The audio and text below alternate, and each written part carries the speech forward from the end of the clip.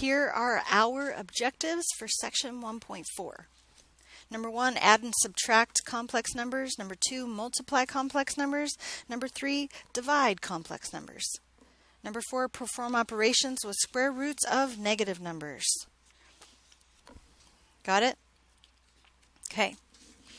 So, first of all, add and subtract complex numbers. Before we can add and subtract complex numbers, I need to make sure that you remember what a complex number is.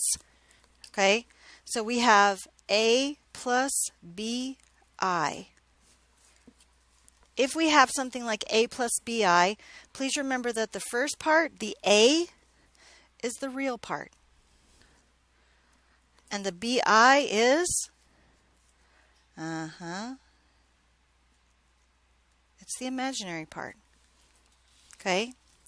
Remember that the square root of -1 equals I, which means that I squared is what? -1, right? That's something that we're going to need to remember. So here's what the actual official mathematical rule says.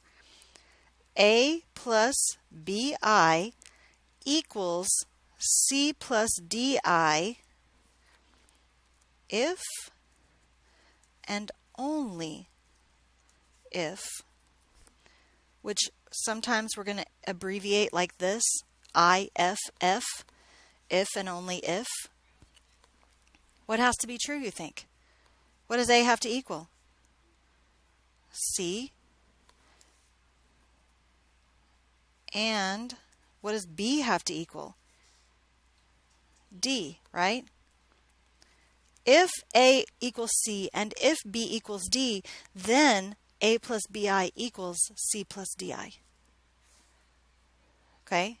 So what if and only if means is that this is true if this is true, and this is true, then this is true. Okay? You can start here and then read this, or you can start here and read this, and it's true both directions. Okay? So, here's what we mean by adding and subtracting complex numbers. If I have 2 plus 3i plus 4 plus 5i, what does that end up equaling? Well, what parts are you allowed to put together? Can you add real parts and imaginary parts? What's the only time ever in history of anything can you add real parts and imaginary part and it work? Space Jam, right? That's the only time it ever worked. Space Jam, okay? Otherwise, all you can do is add real parts. And all you can do is add imaginary parts. Got it? So what if it said 2 plus 3i minus 4 plus 5i? That means I'm subtracting the whole second complex number, right? So I have 2 minus 4, and I have 3i minus 5i. Got it? Can I do this? Can I multiply complex numbers? I can multiply the real and real. Can I multiply real and imaginary? Yes, you can. Okay, you cannot add or subtract them, but you can multiply them. So here, what do I get? 6 minus 8i. Okay. What about this? 3 plus 4i times 5 plus 6i. What do we do here? Yeah, we just distribute, right? I say 3 times 5 and 3 times 6i, and 4i times 5 and 4i times 6i. So what is 3 times 5? 15. What is 3 times 6i? 18i. What is 4i times 5? 20i. And what is 4i times 6i? 24i squared. Yeah, because remember that I squared equals -1. We know that this is -1, so 24 times -1 makes this negative 24, right? So what is 15 and negative 24? Negative 9. And what is 18i and 20i? 38i. How comfortable are you with adding and subtracting complex numbers? Comfortable? How comfortable are you multiplying complex numbers? Okay, so what's left is dividing then. Okay? Can we divide complex numbers? What has to be true about dividing complex numbers? We can't end up with what in the denominator? Yeah, we can't have any imaginary numbers in the denominator. So do you remember what we do to get rid of that? If you don't, I do, so it's okay. I'll tell you. You want me to tell you? Okay. You do multiply. Do you remember what it's called?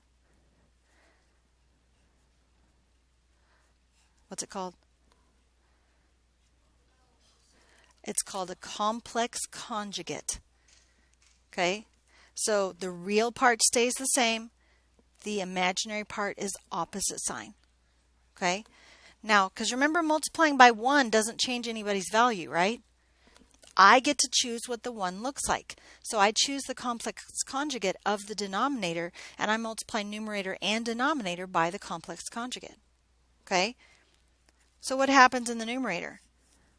I get 12i minus 3i squared, right?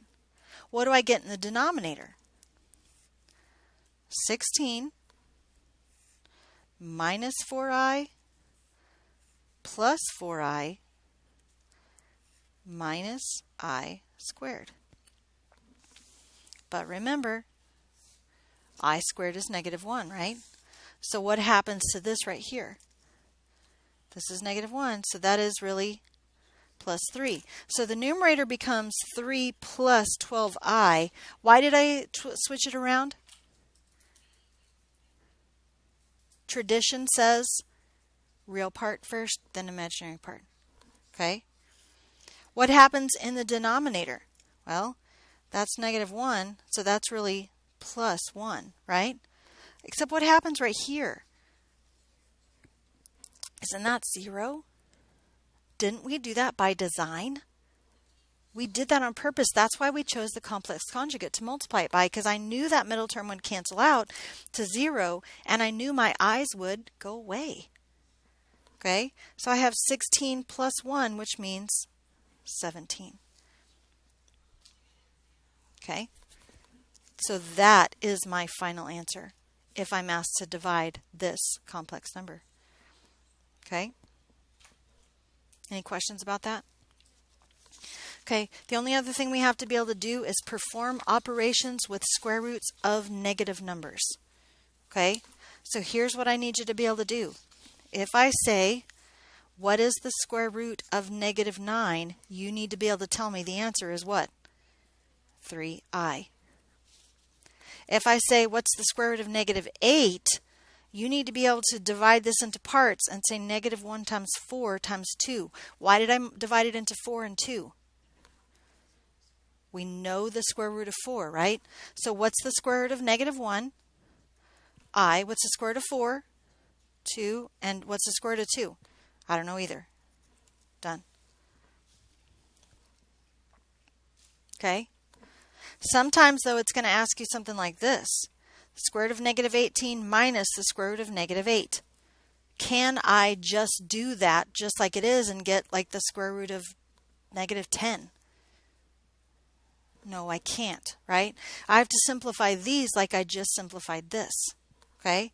The square root of negative 18 is negative 1 and 9 and 2, right? Which would be the square root of negative 1 is I, the square root of 9 is 3, the square root of 2 is I don't know. And this would be negative 1 and 4 and 2, right? So this would be I and 2 and the square root of 2. Now that the square roots are exactly the same, what can I do with the numbers in front? I can subtract them. What is 3i minus 2i? 1i, so it would be I root 2.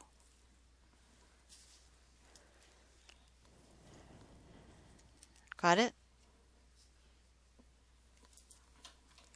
Do you need to go?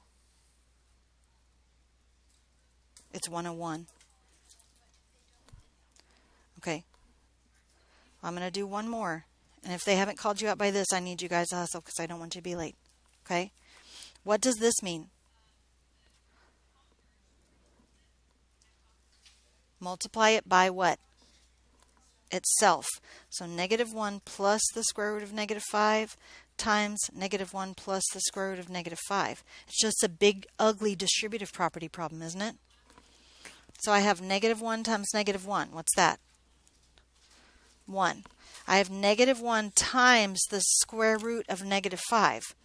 So minus the square root of negative 5. I have the square root of negative 5 times negative 1, which is minus the square root of negative 5. And then I have the square root of negative 5 times the square root of negative 5, which equals negative 5. Okay? So what do I have right here? I have negative 2 square roots of negative 5, right? And then what do I have here and here? Negative 4. Now, do we leave negatives inside of square roots? Do I know the square root of 5?